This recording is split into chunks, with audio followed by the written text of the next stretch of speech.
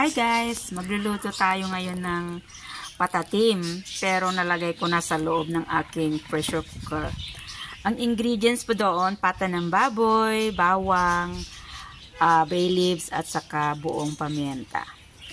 At ito po yung lily flower. Kumbaga dito banana flower daw. And ito po yung seasoning natin, salt, light soy sauce, dark soy sauce, at saka vinegar.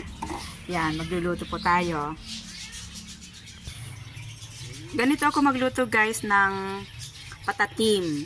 Yan, patatim pala yung lulutuin po natin. Igigisa ko muna yung karne sa kanyang sariling mantika guys.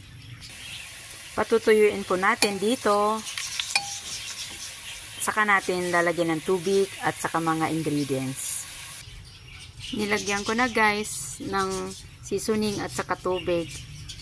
Wait na lang po natin